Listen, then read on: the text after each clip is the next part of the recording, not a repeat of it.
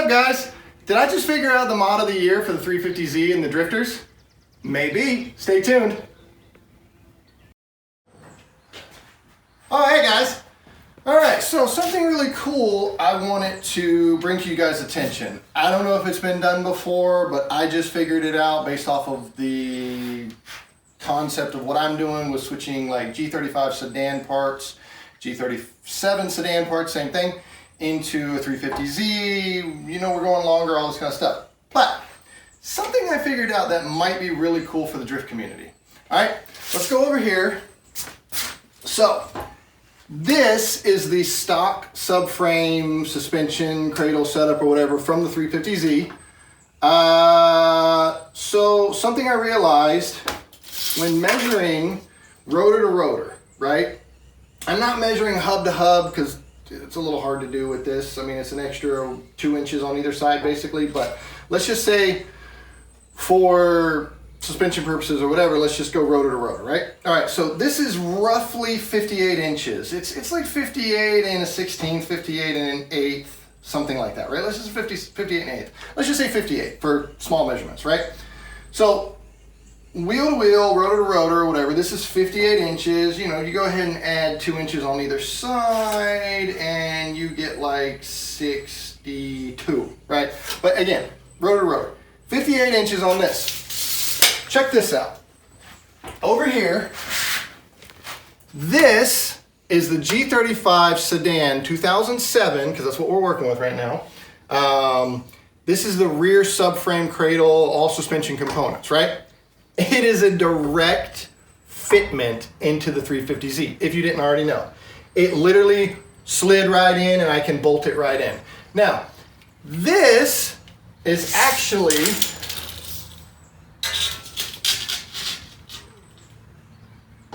about 59 3/4, right?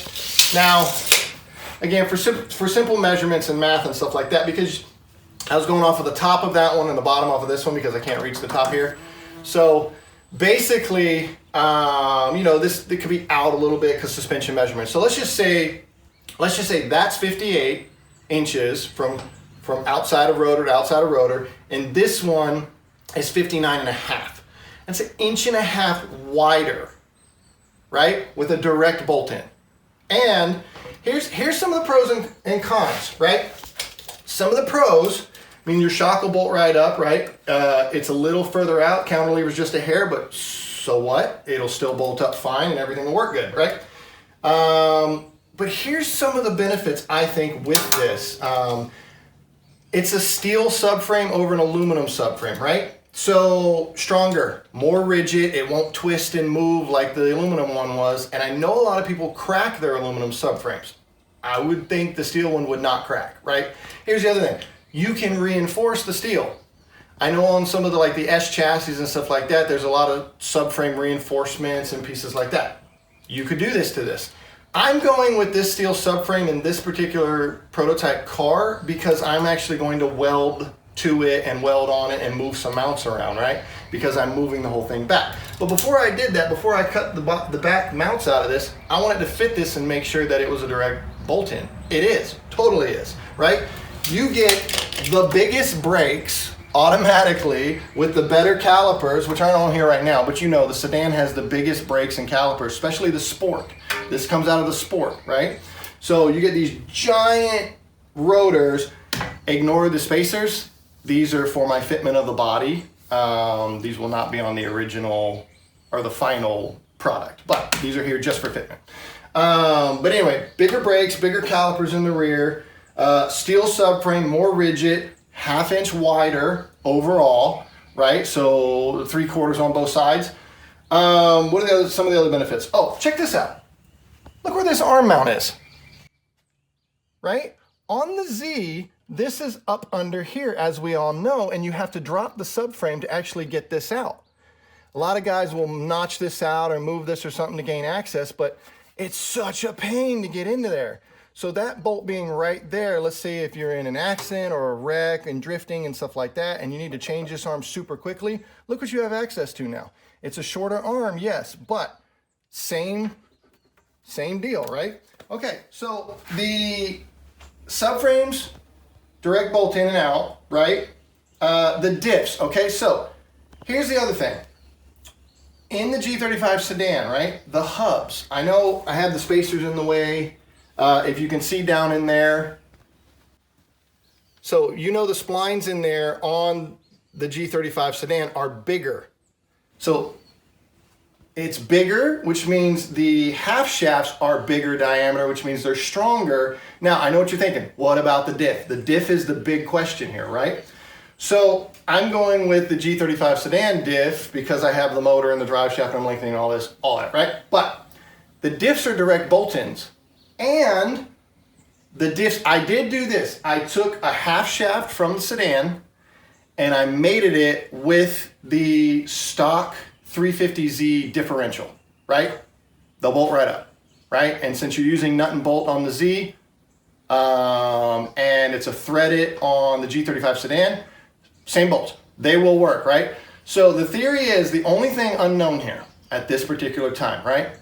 And I don't know if I have time to actually do it, but it should be fine. It should be. If the subframe is a direct bolt in here and direct bolt in there, and the differentials are direct bolt-ins, I guarantee it. Well, as much as I can think in my head, I think that you can put the 2007 and up G35 and G37 sedan steel subframe with stronger, bigger axles, stronger hubs, bigger splines, right? Bigger rotors, bigger calipers, wider by 1.5 inches, better access to that upper arm, and I think you can put the Z differential in it and it'll bolt right up.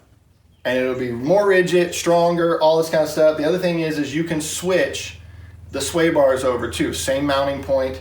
And the exhaust bracket on the subframe, exactly the same. It just has this extra one back here, which I need, but you guys don't. You could whop that off or it doesn't get in the way of anything. You just take this little thing off right here or whatever. But man, really, really cool. I wanted to show you guys before I went any further. I think this is really cool. It would be really neat if someone else would dive into this, but I'm telling you right now, it's looking like a direct bolt-in. If you guys didn't already know, it might be out there. I have not researched it. But I think this is going to be cool. And I think this could be a really cool mod. Is it the mod of the year? I don't know. But I thought it was really neat. And I wanted to show you guys what I found out. And maybe some of you don't know. Maybe it's a good option if you keep breaking subframes. Or if you want to modify one for a quick change. Hey. The rule books say factory subframe. Now, where there could be a gray area, because I dealt with this in racing with some cars, as long as it's a factory subframe, right? But they don't specifically say what year and what car. There's a little gray area there, I believe. So this could be a really cool mod. This could be something really neat. If people don't know about it, there it is. So wanted to share it once again. I know it's kind of a rattle. I'm sorry. I was kind of cool, excited about it. I'm doing it quickly because I need to move on with this project and cut the rest of this frame off the back of this car and move this thing back and get it all fitted. So yeah, I just wanted to bring that to you real quick. And yeah, I'll see you on the next one. See you guys.